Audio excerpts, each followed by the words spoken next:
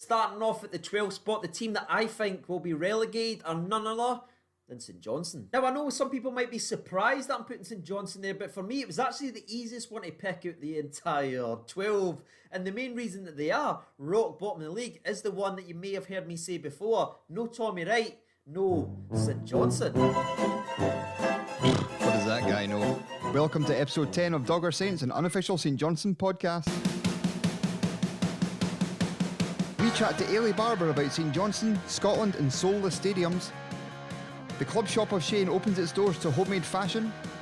And which ex-player enjoys festive train rides and trampolines? Find out that and a whole lot more. The Saints are coming. The Saints are coming. I say no matter how I try, there's no reply. The Saints are coming. I say no matter how I try, there's no reply. We are back. It's episode 10 of Dogger Saints, an unofficial St Johnstone podcast. And for the 10th time, I would love to welcome Blackpool's finest and Pete from Gogglebox's sound-alike is Danny Williams. How we doing, Sam? Don't let my mum hear you say that, by the way. Why, is she not like Gogglebox? No, she loves Gogglebox, but when someone else pointed this out, she was like, he sounds nothing like him. You're both from Blackpool, you've got that in common. Well, that's it. I think he's a good North Shore boy as well. You can always tell them South Shore lot. You can spot them a mile off. But we've made it, it's episode 10. We've made it. We've just about made it because it's been an inauspicious start. We've been trying to start this recording for about 40 minutes now. What happened, Dan? Tell everyone. So we're having a bit of trouble with the sound, first of all. And then in trying to sort of fiddle about with equipment, I managed to knock a full pint of Vimto all over my sort of kitchen front room. So that was fun, but, you know, at least it wasn't the fizzy stuff. It was the proper Vimto. And now my whole flat smells of Vimto, which is actually quite pleasant. So all's well that ends well. Indeed it does. It's been a busy old week, Dan, hasn't it, at Dogger HQ? It has been a busy old week, yeah. We got the merch out. People have really got behind it. So massive thanks to everyone. And I'll apologise to anybody that was hoping to get myself or Dan turn up at your door and it was a woman in her 60s. So big shout out to my mum Sandra this week, who did a massive bunch of deliveries. She's been off this week, Dan, and she wanted to be involved and she wanted to help one way or t'other. So she did a lot of the delivery runs for us this week. So good work, Sandra. Massive thanks to Sandra. Big help to us. And I don't think anyone will be that disappointed. You know, you're better off. Better than either of our mugs turning up with mugs. But yeah, it's been absolutely incredible response. I think on last count going to recording, we've got 6 left. That is it. Out the candles, I think we've got 9 sets of them left and 6 mugs, and then that's it. We're all done. Unbelievable. Yeah, but what we're going to do is we don't want anybody missing out, so we're going to put in another order. It'll be a couple of weeks certainly, but we'll let you know when we're going to do another wee run. But it'll be a very limited run and it'll be a first come first served basis, so we'll let you know when they'll be available. But again, thank you to everybody that's received a mug or placed an order, and you've received it, and I hope you enjoy a number of hot or cold beverages from it. Oh, you can put anything in there. Hey, tea, coffee, hot chocolate. I'd advise, you know, it's a delicious drink, but I've discovered Vimto's fraught with danger. So, you know, you hot Vimto, maybe not. So there was no game this week, Dan, but we'll do a couple of follow-ups from previous episodes. And the first one I want to point out is actually mug related. And Eilidh Barbour from Edinburgh got in touch with me, placed an order for a mug, and told me it was his son that asked this following question. Do you have any superstitions and what's your favourite dinosaur? Yeah, so Freddie Dewar was the asker of that important journalistic question, which we've managed to adopt. So thanks. That gives it some clarification. And do you want to know what his favourite dinosaur is, Dan? I would like to know what Freddie's favourite dinosaur is. It's the same as mine, probably. It's Velociraptor. Are you on? You're on Velociraptor at the minute. A good option, a good pick there from Freddie. Good cricket name as well. Well done to the boys, and well done to Alistair for that. I have to tell you this on a weekly basis, Dan. This is St Johnstone Podcast, not Man United or cricket, but we'll. I'm infiltrating from the inside. This was my plan all along. I know your game, son. We've had a follow-up. We'll now have a clarification. But Alan Preston has been back in touch with us in relation to our interview with Philip Scott last week. Now, if you've not heard it, Philip Scott said this basically. Alan, tell you his nickname at all? No. Biscuits. Aye. Do you know why he's called that? I reckon it's crumbles in the box. That's exactly what it is. Yeah, I fucking told you it was, Sam. Well, Goes to pieces in the box. I think that came from Dundee United, I think. he always made it plain that it was because of that he always used to get biscuits when he went to Yogi Hughes' house. But is that total bollocks to take it? Yeah. It must be. As soon as he came over from Dundee United, but when he came 94, 95, I think he signed, something like that. Yeah. I think John O'Neill was already there. We had Gary McGuinness there, and obviously Luggy was there. So they told us exactly why he was named Biscuits. And obviously, it's not a positive thing. So he probably made up some shit just to get over it.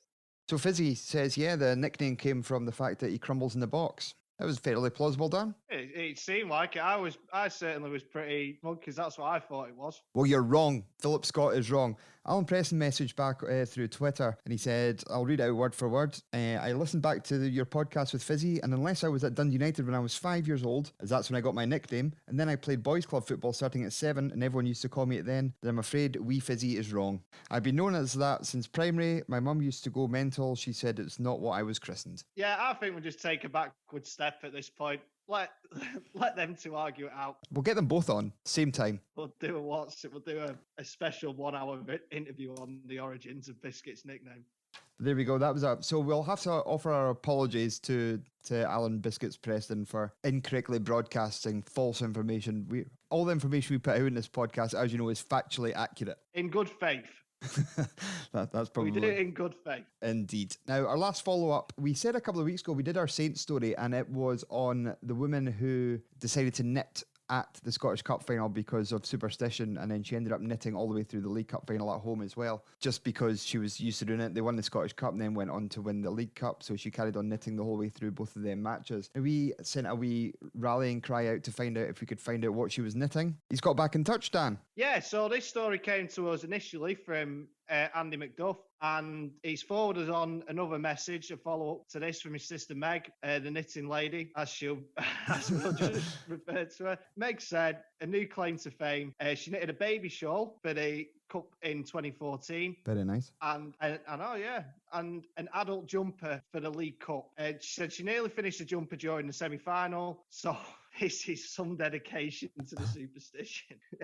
So ripped back a sleeve so she could re-knit it during the final. She was going too quickly.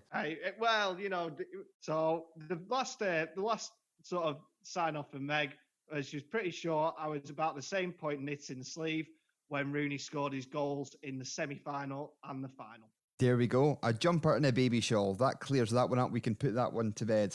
But that was our fun feature, follow-ups, clarifications and corrections. A packed section this week, Dan. It was, but it didn't look like it was mainly follow-ups, which is a good sign because it means we didn't get too much wrong. Or we do, but nobody's pointed it out to us. Well, true enough, but we'll live in blissful ignorance. Let's do that. So there's been no game, as I've said, but we do have some St Johnstone news to come out of McDermott this week. That Liam Craig has signed a new 1-year extension onto his contract. That's great news. Fantastic news, really is. What a player! What form he's in as well. You know, as we said when we were talking about him a couple of weeks ago, it's just a year at this stage, which is fine for a man of his vintage. But fit enough, he's certainly playing well enough. You know, it could be, it might not be the last year. You never know, but it's great news. He's a great option to have, and it should, barring, any bad injury or bad COVID again or something, it should see Liam overtake Stephen Anderson as the club's all-time appearance maker.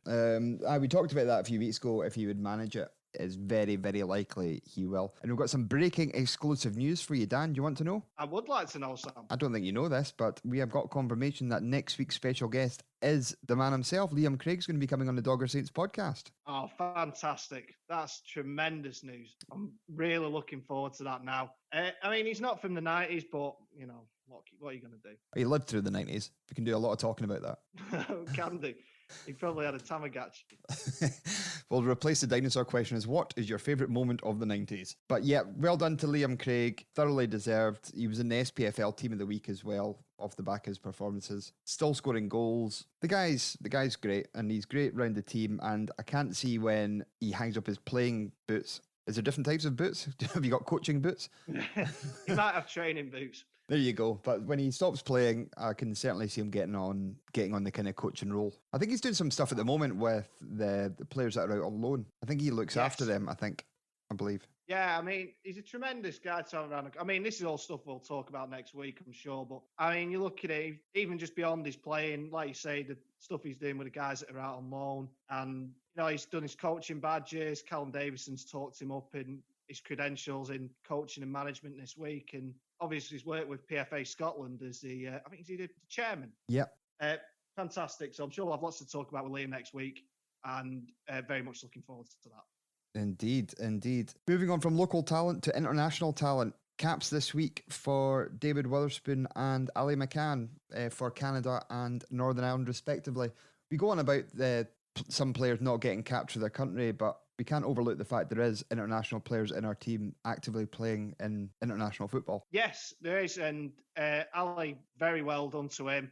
Got a start against Italy, which is an incredible fillip for the boy. So, I mean, that's wonderful. And again, I've seen a few comments this week about Ali McCann slipping through the net with Scotland a bit, but that's very much by the by. 4 or 5 caps now, I think, for Northern Ireland. So, yeah, he's obviously someone who Ian Barraclough really rates, and rightly so. He's been fantastic for Saints consistently now for 2 years, and it's just rewarding.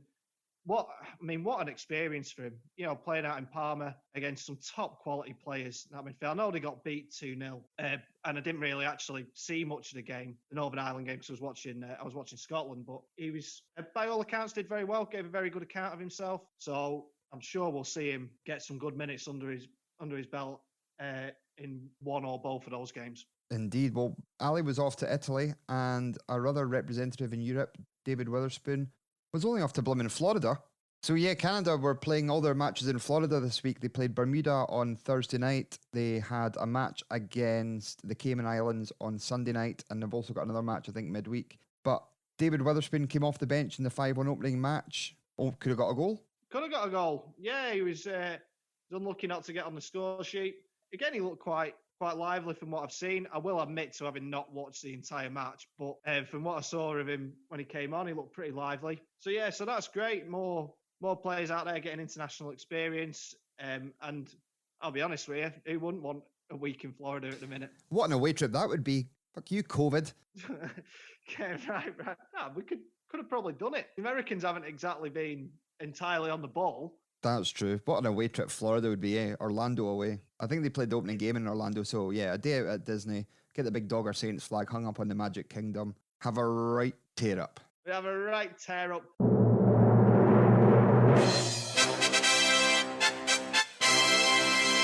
It's our 10th episode, Dan, as we well know, and this is a special number 10 poll. The floor is yours, Dan. Take it away. I have the results of this poll. So, celebrate the 10th episode. We did a poll of who is your favourite modern era number 10. And now what we mean by that is the options we gave you from when squad numbers came in. So we asked you, out of 4 options we gave you, who was your favourite? As ever, not an exhaustive list, though it pretty much was. Oh, I'll intervene slightly.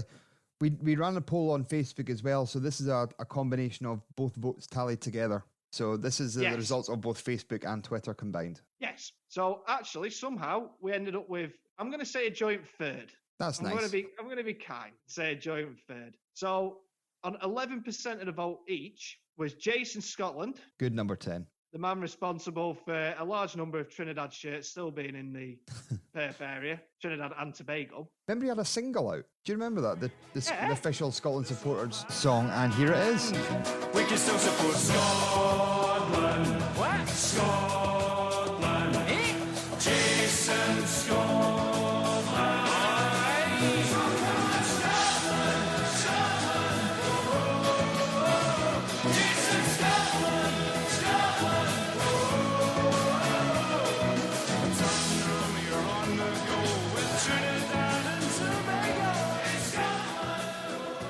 Yeah, it was the 2006 World Cup. Trinidad and Tobago were in England's group, so we needed a team to support. Who else than St Johnstone's Jason Scotland? And remember he did stuff for Iron Brew and everything. The guy was the most famous man in the country, but he had a single out, and yeah, that was it. It was terrific. I know, definitely not small time behaviour.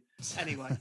No, I remember that game when England played Trinidad and Tobago, and England hilariously failing to score past Trinidad and Tobago for about 80 odd minutes. It was 2-0 it finished, though, didn't it? was 2-0 in the end. I remember Steven Gerrard scored one off his shin from 20 odd yards or whatever. But I remember England broke the deadlock because of Peter Crouch, and it was a header. Peter Crouch, who's 6'7", he's had to get leverage to get up for this header by pulling on some geezer's dreadlocks.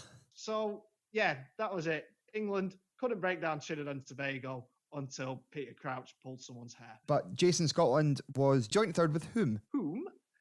He was joint third with next week's guest, Liam Craig. Oh, that's awkward. Thank God we didn't do this next week. I know, yeah.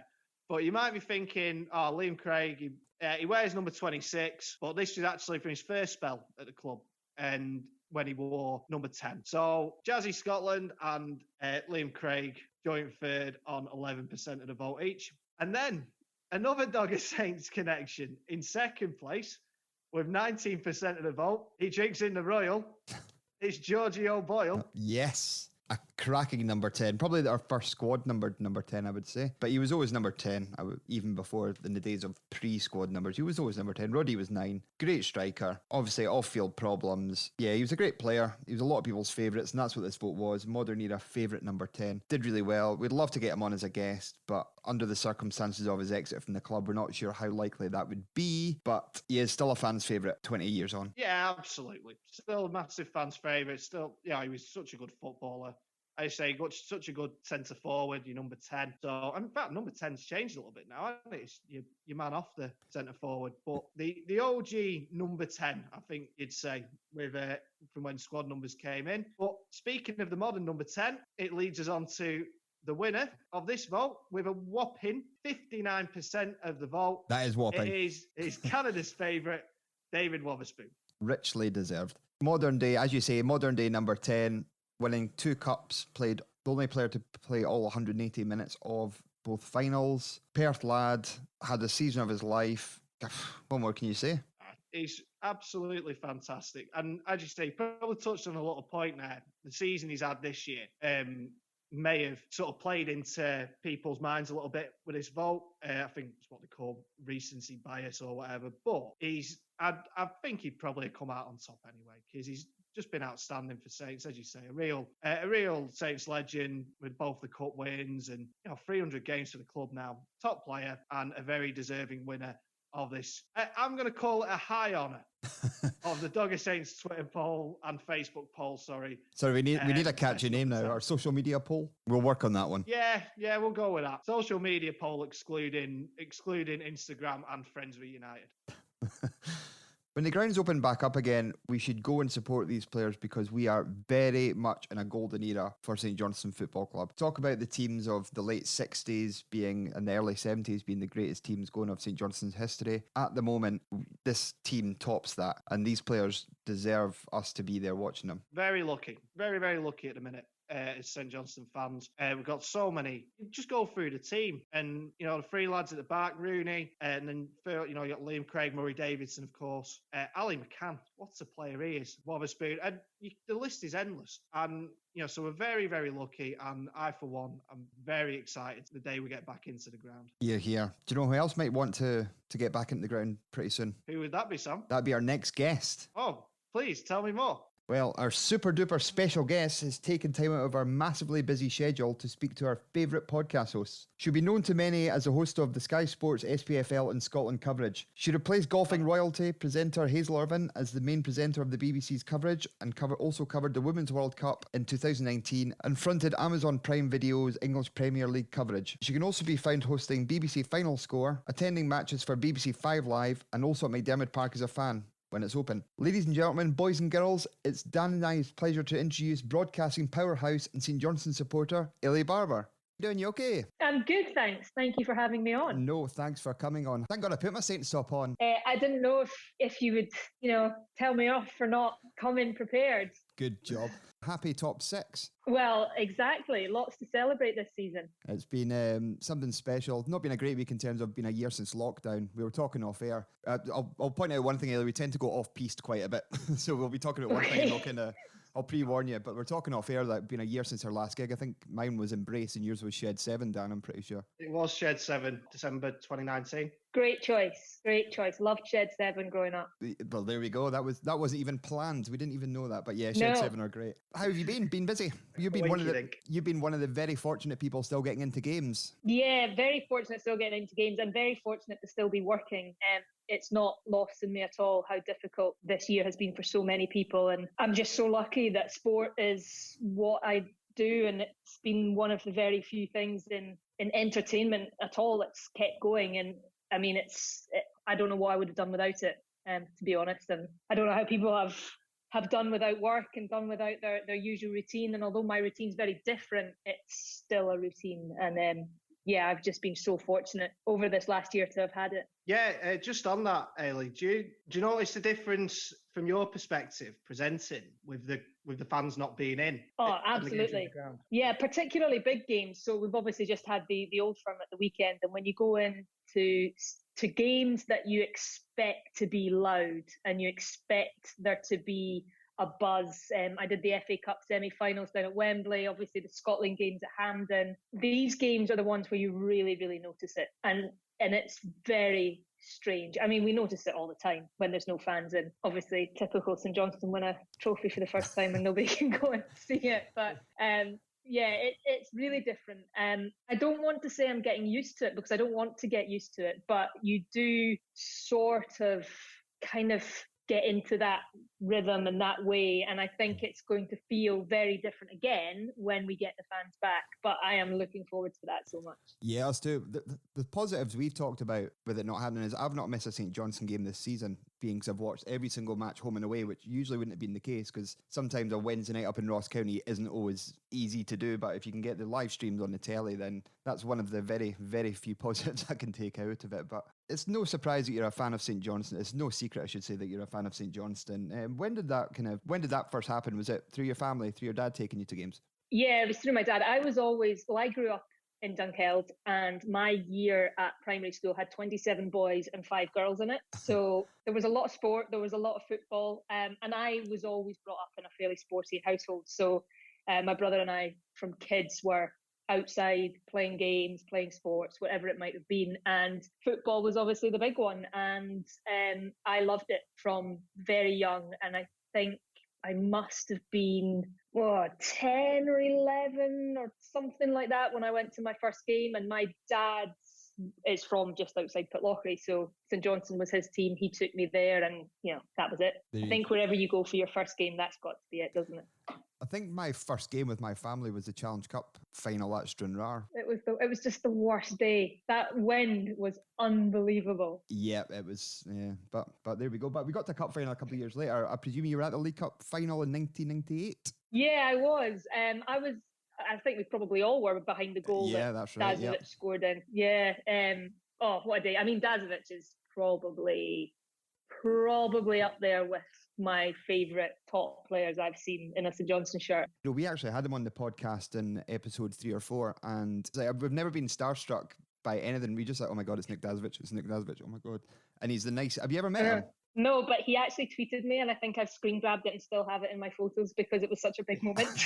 Get it printed, get it blown up on the wall and print it up. We've started a campaign to try and get Nick Dazovic in the St Johnstone Hall of Fame, which I think is absolutely deserving considering the goals he scored against Monaco, Rangers in the cup final, most capped player for the team. He was the player. He was the guy, wasn't he? Yeah, he was the guy. He was. Big fan of him. But we've got also just really, really nice. Nicest guy in the world. Just the nicest guy. Yeah, all the time in the world from us. He's like, he actually apologised to us at one point for, am I taking up too much of your time? We're like, no, stay, come over. We'll literally pay for your flights to come over and go for a beer with us. Great. It was about 1 a.m, but right, okay. Oh yeah, it was Canada time, so he went at it'll be 8 a.m. my time. We're like, oh god, that's about 1 a.m. for us. That's fine. I'll call in sick at work. It'll be absolutely all right. That whole season was just incredible. And do you know, like, so many times, I say so many times, we've been to 3 cup finals in my lifetime, but it's always the semi-final that I seem to remember better than the final. Obviously, the first one we lost, maybe that's why. But even against Aberdeen and against Hibs, I remember those semi-finals, and I think those wins have been so significant. And we've done so well in those semi-finals. It's kind of built momentum onto the final. Obviously, we came close against Rangers, but not quite. But yeah, I remember that. I went to the semi-final as well, and that's the one I remember. I remember walking out and just that feeling of, oh my goodness, we're going to a final for like the first time ever. And I don't remember the final in quite the same way. And it's really strange that, because it's exactly the same 2014. Obviously, I remember the final 2014, but it didn't quite have the same. I didn't quite have the same feeling as I did at the semi-final. And maybe it's just because we've been to so many semi-finals and haven't gone past that little hurdle, that last hurdle, since '98. Maybe that's why I remember the semi-final against Aberdeen. But I think also everything that happened that season with Aberdeen, and the fact that it was Stevie May that scored, all of that kind of made that semi-final so special. And then just the way we played against Hibs. For this final was, I mean, I've not watched every game this season. It's impossible for me to watch every game this season. But in terms of the highlights I've seen of the games we've played, that for me was probably the best game we played all season. It was incredible. But no, I've said this, I'm not outspoken when I say that I preferred the day out for the semi-final in 2014 against Aberdeen at Ibrox compared to the final, because I'd been to so many semi-finals and disappointment. Motherwell, Hibs at Tynecastle, Rangers a couple of times, and then 1-0 down against Aberdeen at half time. I think even the fans, because there was only about maybe 3,000 or 4,000 behind that goal at Ibrox, were outnumbered. And yeah, we just didn't expect the win. The kind of final though, I always had a feeling in my bones, same against Livingston, that we were going to win that day. I think a lot of people felt that. That's why there was such a big turnout. But you were on the pitch. Look at you. Yeah, I know. It was amazing. I was actually doing the Scottish FA had asked me to do a whole series of videos from every round of the cup that season, sort of behind the scenes, speaking to fans, speaking to the clubs, finding the characters of, I mean, we were all up in Highland League clubs, we were all over the country in the early rounds. We did everything from the very first round where we were at Bonnyrigg Rose, and we found all these incredible people to speak to all the way through. And then I kept saying, yeah, we're going to do a St Johnstone game. We're going to do a St Johnstone game. They're all, no, not yet. Not this round, not this round, not this round. And then the semi-final, that was the first St Johnstone game we did, was the semi-final. And because they knew I was a supporter, they said, we'll just do it from your perspective. If you don't mind, we'll do it from your perspective. So I did that whole semi-final with my scarf on, sat in amongst the fans, which was the weirdest day at work ever, but the best day. That's the dream. And I found a group of my friends from back home who I used to go and watch the games with when I was younger. And I just happened to clock them sitting in the stand. I was like, I'm going to go and sit there. So they had a spare couple of seats next to them. So it was absolutely brilliant. And then the final, obviously, being on the pitch when Dave Mackay lifted that trophy and the ticker tape coming down was just incredible. Yeah, incredible. An absolutely great day. Now, you're obviously up and down the country with Sky Sports covering the coverage. Rangers have been runaway league winners, and deservedly so. They've been great. You've covered a couple of games with McDermott. Usually it's against the old firm. Now, obviously, you're a model professional, but if Saints score like they did when Rooney scored, and I think the season before when Callum Henry scored against Rangers, do you give it a wee get in off camera? Oh yeah, particularly when it's against Rangers and then I'm right in Boydie's face. No. Just right up here. Thankfully there's no cameras on us during the game. So yeah, you give it the little fist pump when the goals go in. But it's really strange working on, apart from that, obviously that semi-final when I was allowed to be a fan, and you sort of have a disconnect when you're working at a game. It just becomes work, really. For the actual 90 minutes of the game where there's no cameras on you, nobody's listening to you, you can get away with sort of being a fan. But the rest of the time, it's almost just like it's just a team you're talking about, and you kind of take yourself out of the moment, which is actually easier than I thought it would be. But yeah, I did love that late equaliser against Rangers last season. Stevie May, wasn't it, right at the end? Yeah. I gave Boydie a little dig in the ribs with that one. Nice. A question I might ask for Dan. Do you get pies in that when you're up there? Do you know, Kirsten at McDermott Park, big shout out to her. She is wonderful. Brings us food, brings us pies, brings us tea and coffee. Well, Dan is convinced that he once had a chicken and chorizo pie at McDermott, but nobody's been able to clarify if that's the case or not, if they've actually ever had that. Sounds good, It haunts my dreams. I would love that. You know, you're right. If not, I'm convinced I had it. But now I'm starting to doubt myself. I think I might have made this up.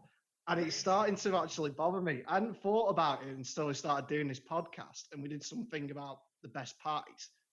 And I was like, oh, that happened. We cover all the hot burning topics in Scottish football. What's the best pie at McDermott's? Absolutely. Oh, we did.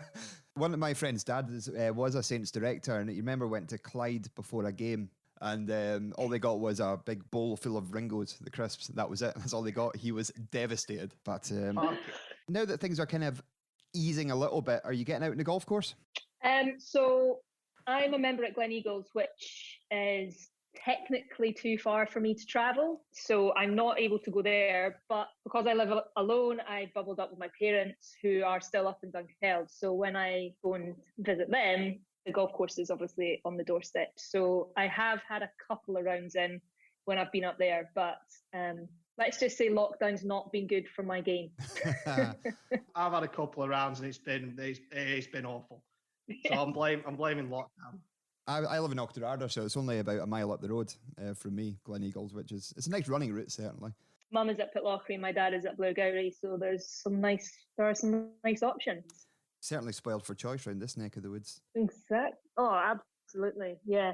This podcast will be going out on Monday evening. Scotland have played a couple of times by then, so which Scott McTominay hat-trick do you think was better? The one on Thursday? I'm just going to guess what result, how we think we're going to get on. If Scott McTominay scores a hat-trick, I'll be amazed. That's all I'm saying about what's happened over the next 2 games. He got 2 against Leeds earlier in the season. So He did. Fair play to him. He did. So again, we'll talk briefly about that. You obviously do the Scotland games as well. You covered the Serbia match, which the now famous photo of you celebrating with Darren Fletcher kind of went round the world over. What a moment that was for Scotland and yourself and everybody that supports men's national. Yeah, it was incredible. I mean, I did the Women's World Cup last 2 summers ago. It's like last year's not happened. 2 summers ago. Yeah. And to see Scotland walk out in a major tournament live and like being there in the stadium was incredible. And I have to say, I didn't know if I would see the men do that again. Mm-hmm. And that game again, I mean, particularly not just a couple of years later, given where we were at that time. Yeah. Just to see it happen. I mean, I was sitting in a studio in London and it was still, that feeling was incredible. And usually when I watch games on the TV, or even if I'm in a studio like separate from the stadium, I don't get that same feeling. Mm-hmm. And but it was just unbelievable. And it was so funny watching it with like 2 absolute Scotland legends of our generation, and Darren Fletcher and James McFadden, and the 2 of them watching penalties was hilarious. And they were both adamant that Marshall was saving that last one. He's saving this, and I'm going, oh no, I don't know. And that's why we were going so mental when he saved it, obviously, just because we qualified, but just the fact that those 2 were so adamant that he was saving that penalty. Well, and then what a moment. It was. just one for you, because obviously we've had the 2 penalty shootouts. There was one in the Israel game at Hampden and then away in Serbia. I know, obviously, the Serbia one, in the grand scheme of things, so much bigger, and because it was the one that led to the qualification. But for yourself personally, which was better, being in the ground, even though there was no one else there, the Israel one, or being in the studio with Darren and James?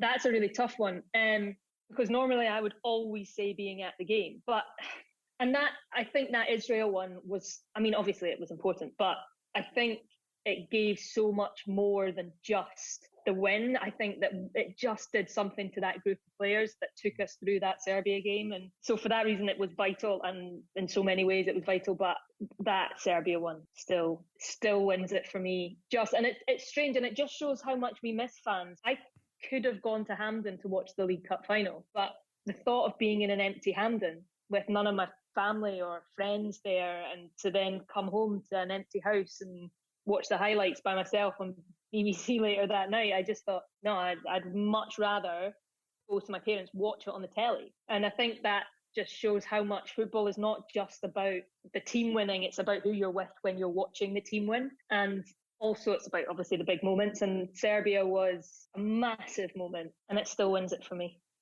Being in empty stadiums I felt like there were more people around me in that studio, because by the time that so the producer that produced the Scotland games was also the producer at the time for doing the Scottish football coverage. Basically, we turned them Scottish.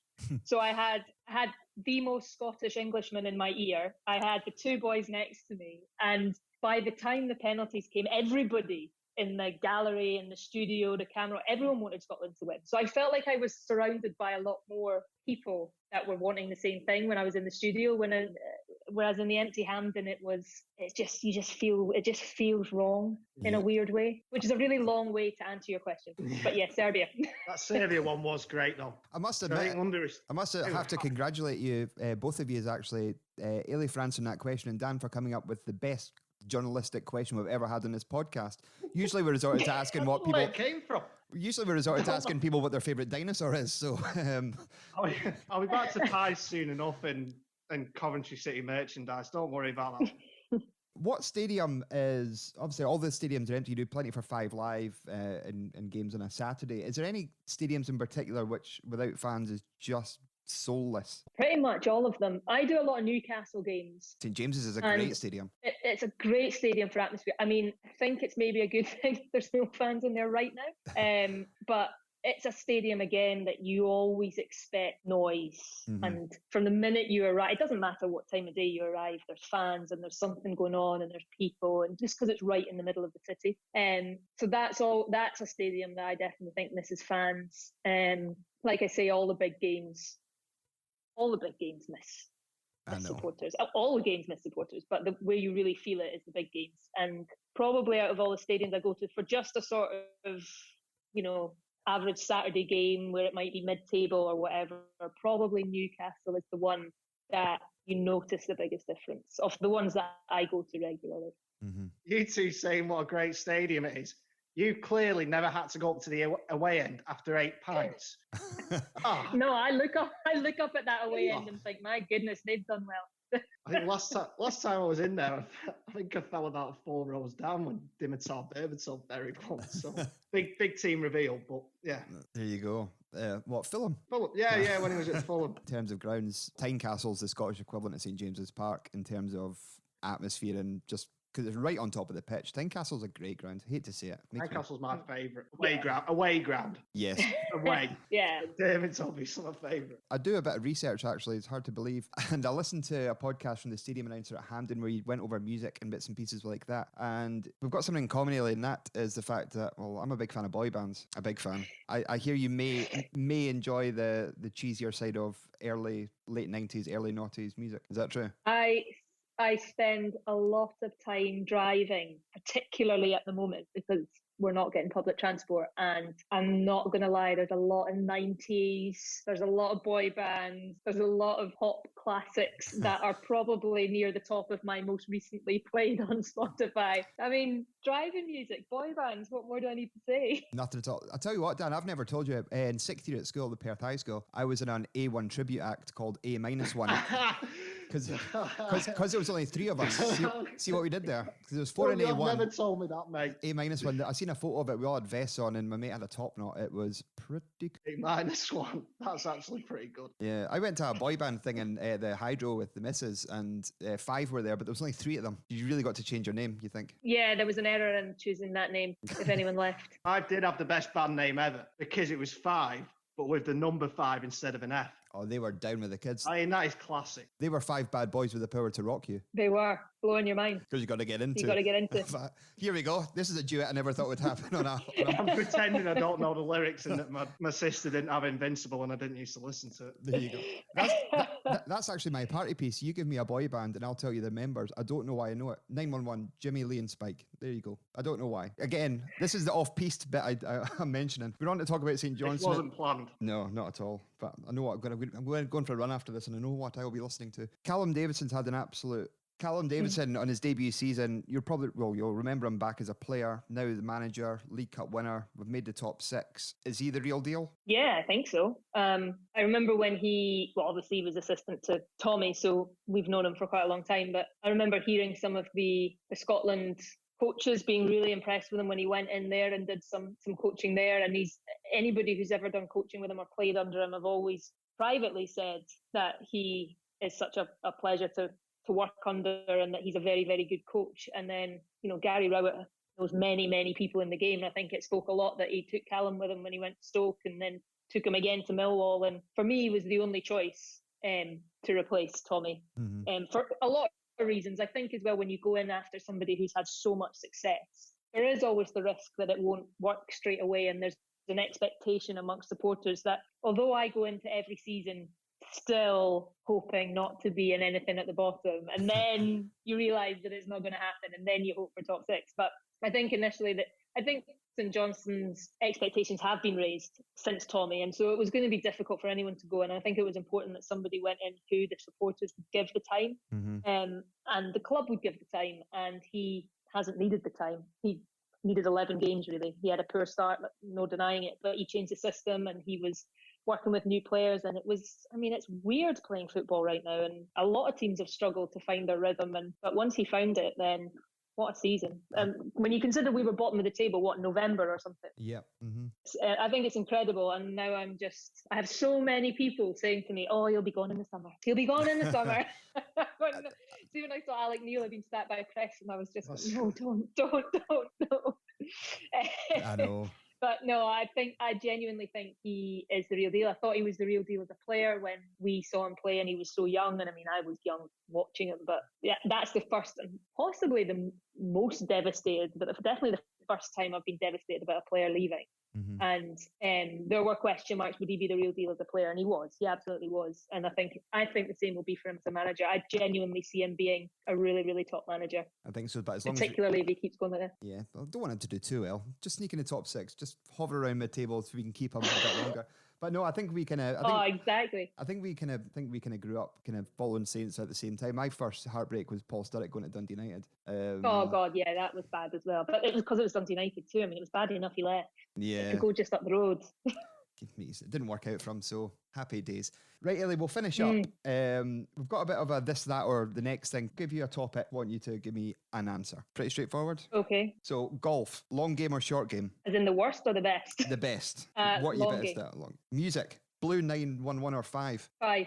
TV, box sets or movies? Box set. What are you watching? Anything exciting? There's a lot of time in my hands. I'm watching something called This Is Us, which is on Prime. Yep. I'm on season 5 though, so I'm needing something else soon.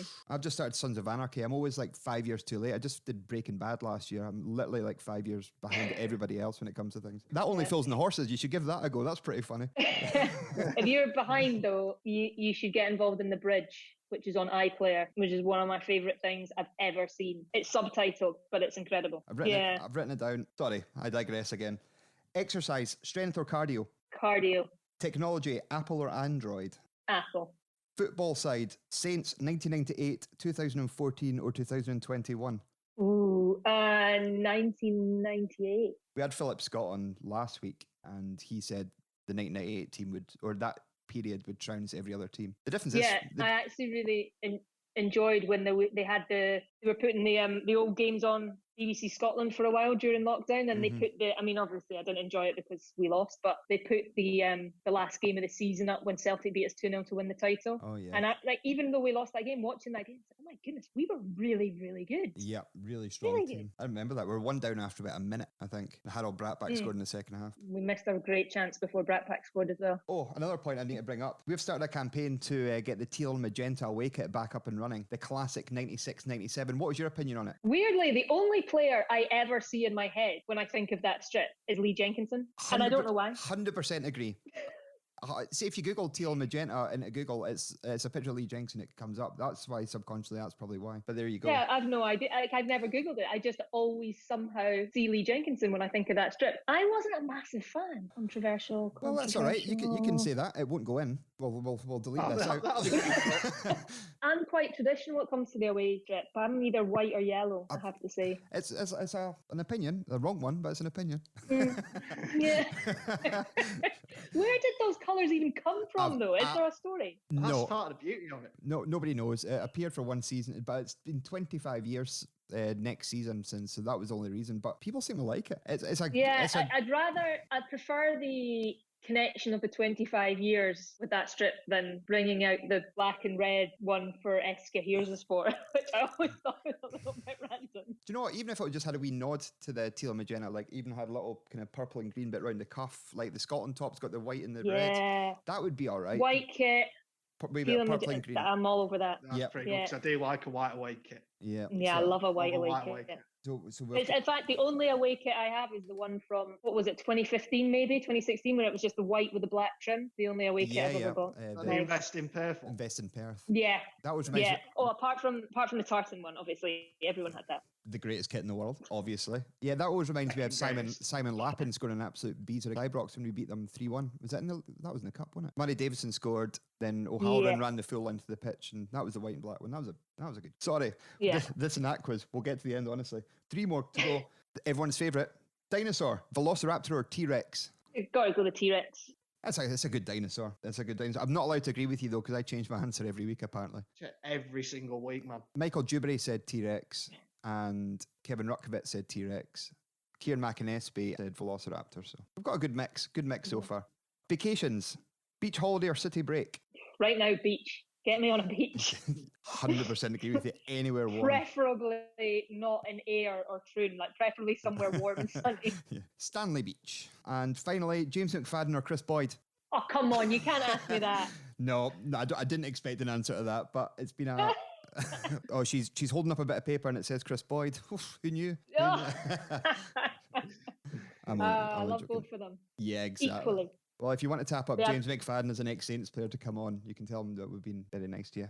But no, thanks for coming on. Been great. I know you're mad busy. Is it London tomorrow for the Scotland game? Yeah, we're down there for all 3 of them, unfortunately. Which is a bit weird when you're at Hampden for 2 of them. Scotland are playing at Hampden for 2 of them, and I'm in London for 3 of them. Are you flying? No, I'll take the train. Okay. There's nobody on the trains right now, but we do a dual build-up with Northern Ireland, so I have to also work on my Northern Ireland and Italy prep, but it's fine because it's the Ali McCann show, so it'll be all good. I've messaged the comments, told them that Ali McCann only goes by the name of Cup winner Ali McCann. That's anytime he mentions in the commentary, he has to say League Cup winner Ali McCann. Perfect. I think it's a fitting title for the young man. Eilidh, it's been an absolute pleasure. Thanks for coming on, and good luck with the Scotland matches over the weekend, and hopefully we'll see you back at McDermott soon. Thank you. Yes. Lovely to chat. Thanks very again, much. Eilidh. Cheers now. Thank you very much. Thanks. See you later. Bye. Bye-bye. She was great, Dan. She was fantastic. I was going to say we do spoil the listeners with the guests because they're all absolutely fantastic, but probably spoil ourselves as well because we get to chat to just genuinely really nice people. So yeah, we thank Eilidh again for coming on and being generous with our time, but we'll stay on the same format of internationals and travel. Do you fancy going on a dogger tour? I do, Sam. Where are we going to? We're going to Austria. Austria? Well then, good day, mate. Let's put another shrimp on the barbie. Let's not. Yeah, so Scotland played Austria last week, and so we thought we'd take a trip to Austria. We had a look through the archives to find a decent Austrian player that played for St Johnstone, and there was only one man that we could talk about this week. Yeah, we are going to talk about, we've mentioned him a couple of times in the passing, but we're going to give him his feature. It's DJ Dino. It is Attila Sakirlioglu. What a guy. There's a couple of stories came out recently. I did a bit of research on this one, Dan, and apparently he had his name in the ring for the Tommy Wright's job once he left. He applied for the job. Did he? Yeah. He did have a bit of a managerial career. It was funny because he joined Saints in 1995. I think he made his debut in December of that year. He'd never played a massive amount of games for somebody who's so well remembered by the fans of the club. Yeah, I mean, over the course of 3 seasons or so, 65 starts, 9 goals. I mean, he had a very storied career in Austria with Austria Vienna, 3 league titles, 3 Austrian cups. So he came with obviously a real reputation, Austrian football behind him, and he's so well remembered. But I think even though he maybe didn't play an awful lot of games, it's probably more just the character he was. I mean, you can see him now there. He had the flowing locks and the yellow boots and all that. Coloured boots are a bit of a rarity in them days anyway. But I think it's more, and this is sort of carried on since his retirement. It's more the sort of just the character he was. So a big character, really big presence about him. And that is the sort of stuff that does get remembered by fans. I've still got a football in my loft because every Christmas he used to, I think the last game before Christmas, he'd come out on the pitch after the game, dress as Santa and kick balls into the East Stand, which is ridiculous for a modern day football player. It's little things like that, isn't it? And that's why it all got remembered. You got little things like that. Obviously, now he's DJing, but as we've talked about before, the fact he just used to go and watch the Moncrief Arms play Sunday League and then actually turned out for him once. A real character, stuff that you'd never. It's only 20 odd years ago, but stuff that just wouldn't happen now. But he still, like every single person we speak to, holds the club in high regard, still keeps in touch with the fans. He always wishes St Johnstone the best of luck before big matches. He wished Scotland good luck before the match with Austria on Thursday. He's just an all-round good guy. A bit eccentric, certainly, but a nice guy. I think that's a very good way of putting it. A very pleasant eccentric. Well, the Perth men deservedly took the lead in the 75th minute. Callum Davidson's free kick. And Attila Sikolioglu makes it 1-0. You could find the net. 9 goals isn't a bad return from 60-odd games from midfield. So, yeah, he obviously likes to get forward and could play a bit of football. Good with the ball at his feet. So it was a really good return. And as you say, it's just the perfect sort of storm, ability and character. And I remember him coming over a couple of years ago. It would have been sometime around Christmas. He was coming over to watch a game, and I just seen some memory on Twitter or whatever. And he was just going big on it for weeks about the fact he was coming over. He was so excited. It's good. So, as you say, another one who holds St Johnstone very dear to him. And when it's made our list for a Doggers on tour that wasn't genuinely dreadful. It's an absolute rarity. But We've come a long way since Peter Phyr. Speaking of which, Dan, it's time for Saint Stories. And this story we are calling... Yes, fantastic expectations, amazing revelations. The lyrics of COVID-denying lunatic Ian Brown. However, we've got an amazing revelation for you here. This is our Saint story for this week. It's coming from Kev Stewart, and he's given us a good story before us, Kev. But this one, as you might have guessed, involves Peter Phyr. So the story goes that Kev was asked to take a company car to go to the airport to pick up Peter Phyr's girlfriend. Now, that's the first bit I've got in here, is that Peter Phyr, who, was a very seldom seen character, still had the time to for his girlfriend to make a trip during those sort of 4 games he played for Saints. But there we go. Anyway, so Kev said he didn't need to be asked twice. Off he went, came back to McDiarmid, and was greeted by Roddy Grant. Now, we all know what Roddy's like, and the first thing he asks is, does she speak English? Kev tells Roddy, no, she doesn't speak great English. Roddy walks to the top of the stairs, then immediately following this, and shouts, Pete, that's your bint here. Great use of the word bint. Good use of the word bint. And neither of them would have had an absolute clue what was going on. Wouldn't have had a Scooby. No, absolutely not a Scooby-Doo. So, it ties in a lot with, we've heard over the last couple of weeks quite a lot of stories about the dressing room from that era. So, yeah, that sort of all ties in. That makes a fair bit of sense that happened. But we're now learning a little bit more about the man. He had a girlfriend. We are learning bit by bit. We are learning more about Peter Phyr. Now, I'm not going to start another campaign to try and get Peter Phyr in the show because I think we've got enough campaigns running. Pete, if you're listening, how about it? Give us a shout. Give us a shout. Why don't you get there? We're trying to make a catchphrase. we don't know if that'll be the one. I want to go with, we do love the 90s. We do love the 90s indeed. I've probably stolen Get There from somewhere. So unless we want to get sued, we might not go with that. But it is inevitable that I've heard it somewhere and I've stolen it. Get there, please. The metal shutters have come up, the door has been unlocked and it's been swung open. The club Shop of Shame is open for orders. And once again, we have got a shelf full of garbage, basically. This might be my favourite week so far. We have got some absolutely incredible paraphernalia kicking about here. And none of it involves Coventry City this week. We don't have no Cov. We're giving them a week off. But you just watch yourselves, Cov, because we'll be out to get you the minute you fuck up again. What is first to get scanned through the self-service till this week? You happy with that intro? You happy with that segue? I'm not really, but we'll go with it. We'll go with it. Right. First thing we've got. This is absolutely incredible for so many reasons. But right, there's a bit of a phenomena out there of people making trousers out of scarves. Out of football scarves. Why? I have no idea. It's a question I cannot answer. But we can delve into it. So I think this particular effort has popped up on eBay. And this is a pair of trousers made out of scarves dedicated to Manchester United winger Daniel James. He's not even near their best player. No, he's not. And I just, honestly, absolutely incredible. I mean, seen these scarves millions of times, like with players' faces on them and stuff like that. And yeah, you do sort of question who's buying them. But if you question who's buying them, that's a whole different matter to who's buying them and then making scarves out of them, making trousers out of them. Sorry, honest to God. And here's the absolute clincher. So you've got these, red and white scarves, red, white, and black scarves with Danny James's smiling face on them. Fair enough. So there's about 4 or 5 of them in there. You know how much you can own these trousers for, Sam? 30 quid. Higher? £70. Double that. £140. Get to... No way.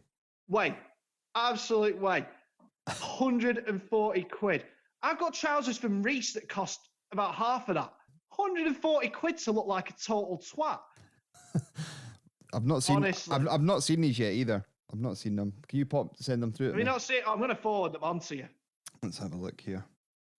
Oh, but that's an absolute shambles. It's a farce. I wouldn't mind. His face is upside down. They've done the trousers with his face like around what I could all describe as the crotchal area, upside down.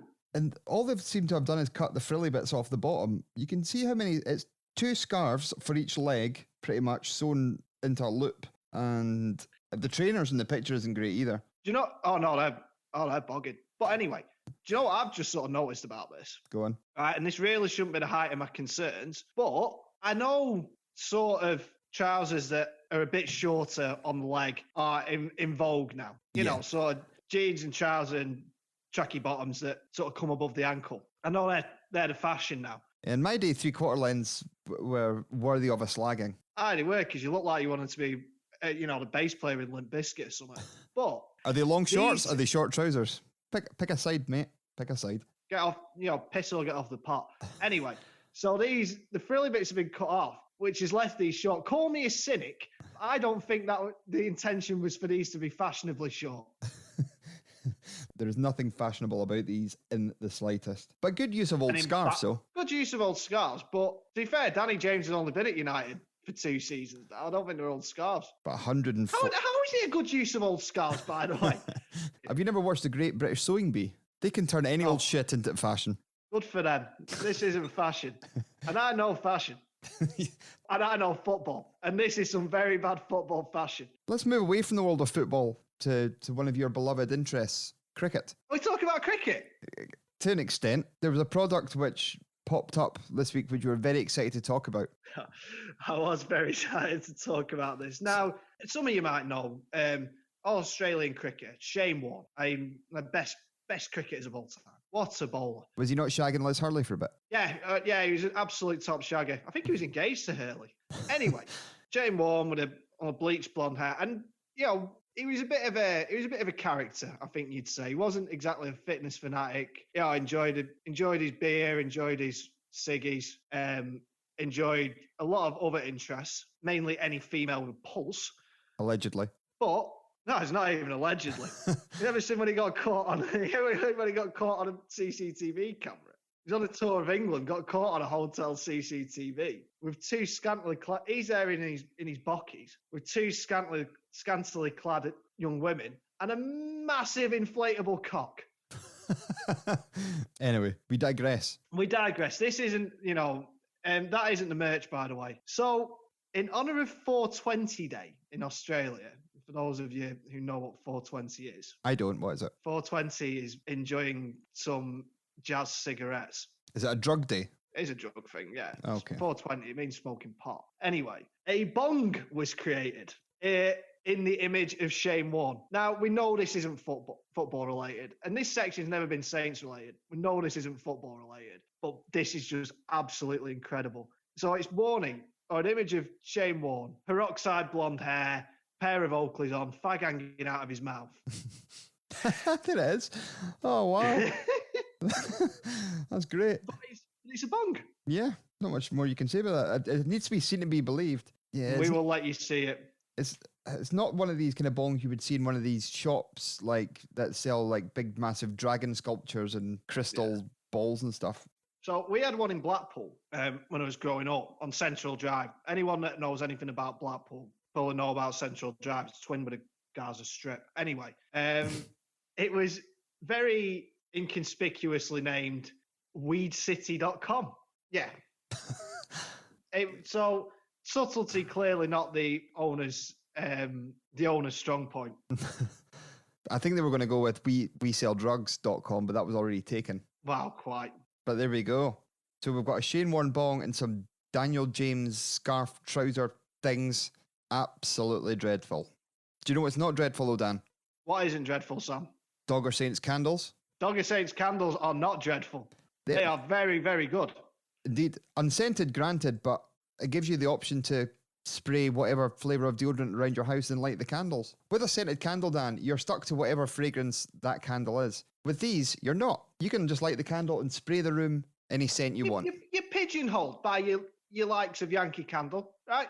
These big candle merchants, right? You're pigeonholed by them. Whatever they tell you to smell, you smell it. Us, no. So if you want to smell rose petal or lavender, or Lynx Africa, or Oust. Lynx Africa, Oust. You know, the world's your oyster. Bovril, the world is your oyster. There we go. And they do come in a cracking little presentation box.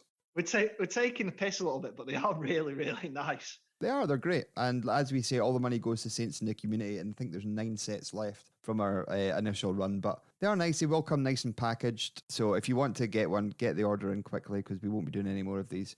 We'll maybe move on to some other kind of random merchandise. So if you've ever seen any merchandise, either team or player related, let us know. If you've spotted an Alan Preston biscuit tin or an Attila Sakelioglu branded Santa outfit, let us know, Dan. Yeah, absolutely. Both of them fine options. If you've seen them, let us know. Or maybe you've seen a Jim Leighton orthodontic retainer. You know what to do. All the usual channels. Get there. Please. Get there, please. Can I get you a pint of lager, Dan? Oh, I'd love a pint of lager. How about a bag of crisps? Oh, cheese and onion for me, pal. Cheese and onion, a mighty fine choice. Let's take a seat and enjoy these beers and snacks. Look who it is, Dan. It's George O'Boyle.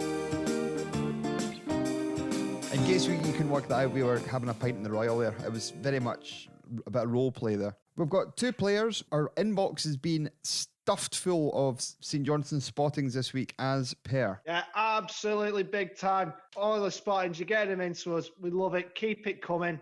So what have we got this week, Sam? Well, I will tell you. So the first sighting was by Lewis Candlish, who sent us a message on Facebook. Now, he spotted the same player twice in a week, Dan. Really? And not even in the same place. 2 of the most random places you can probably imagine in the history of this feature. Ah, this sounds good to me. Let me know more. St Johnstone Hall of Famer, Scottish Cup captain Dave Mackay was spotted on a Christmas training bonus wearing a Christmas hat and a Christmas jumper. That's embarrassing for him. It really is. Imagine being in bonus. I know. I like a Christmas jumper.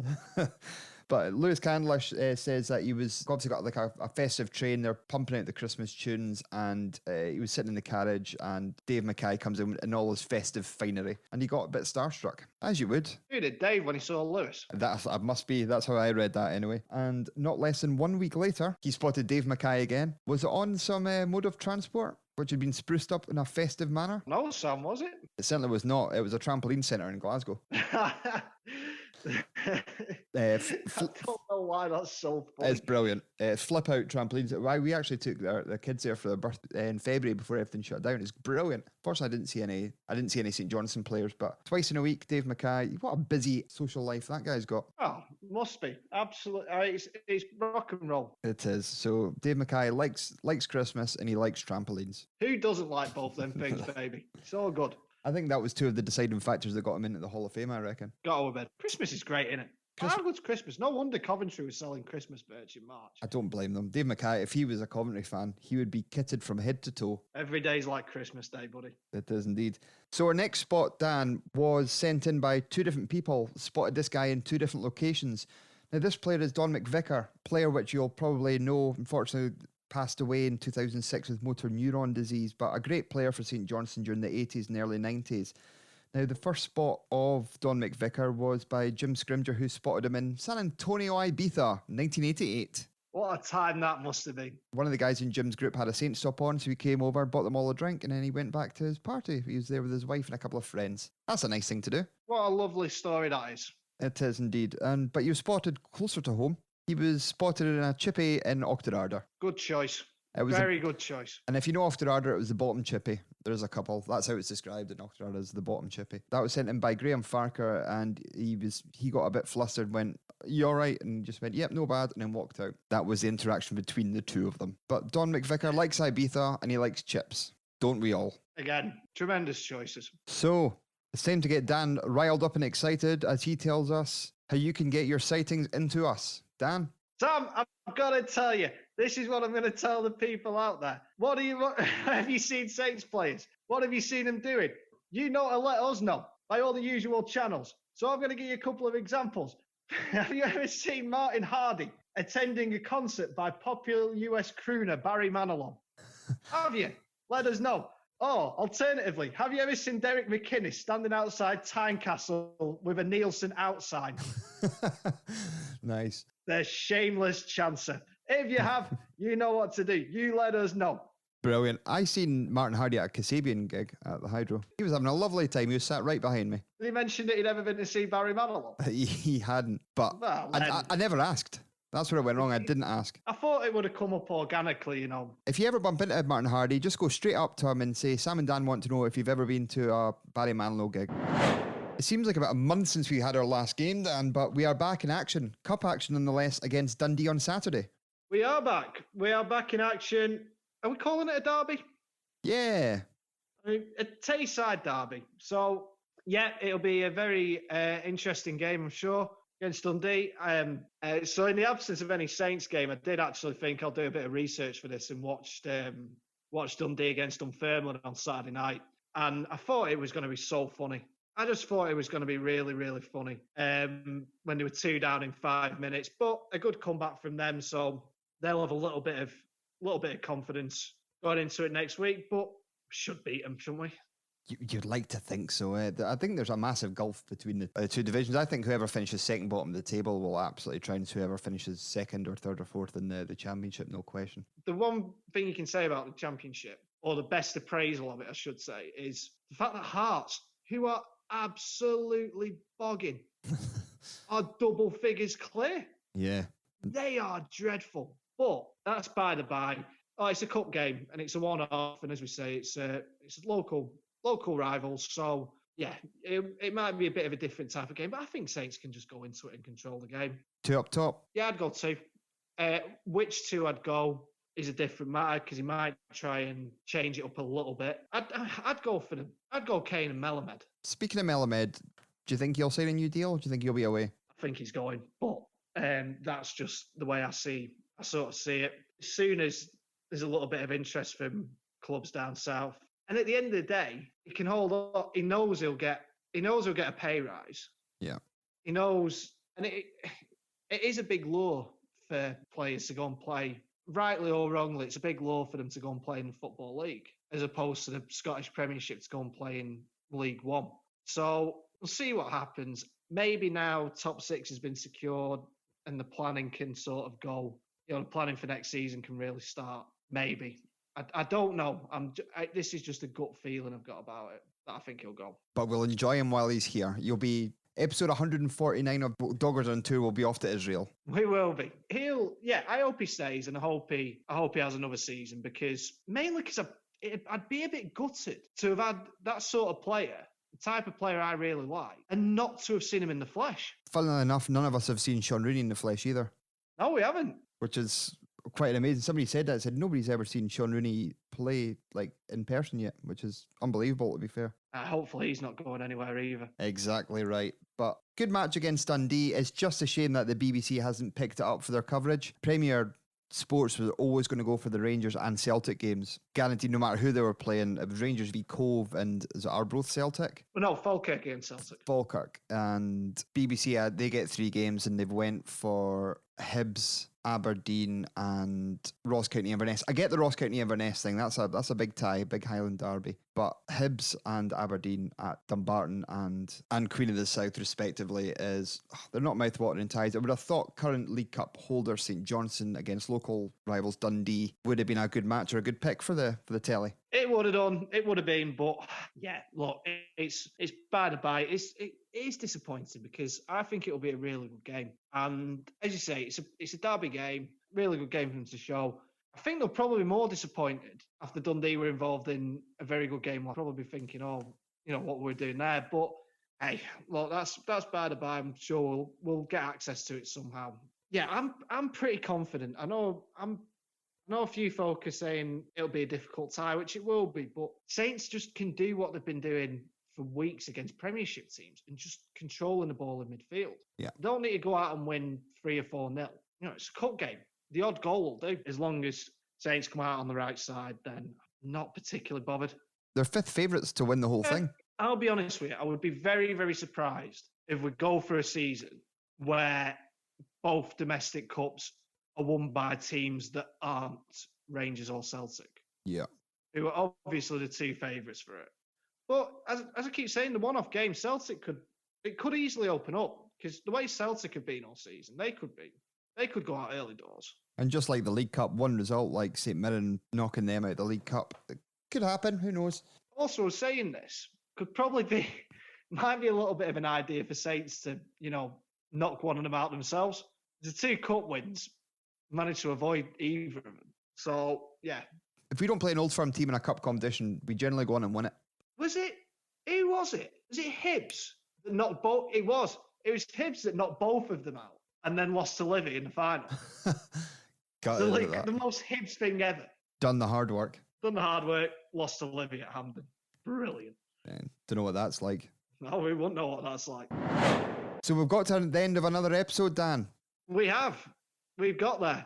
We've got a few bits and pieces to talk about and wrap up in our wee closing section. First point we'll make is our 2 campaigns we've got on the go currently. The Teal and Magenta campaign. Keep on sharing and liking the posts and get the word out there that we want to see a Teal and Magenta kit of some sort for its 25th anniversary next season. We're not giving up on this.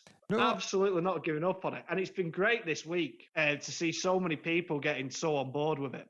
It's been just all over social media. As soon as the episode came out last Monday and then in sort of the days following, just felt really getting involved. And we love that. I love people just sort of getting engaged with what we're doing and getting involved. So brilliant. Keep it going.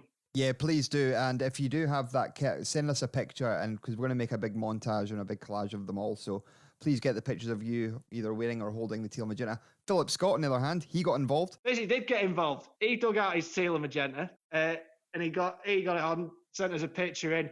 And we're saying we want a montage. Can it be like the Rocky IV montage? Yes. Can I be Drago?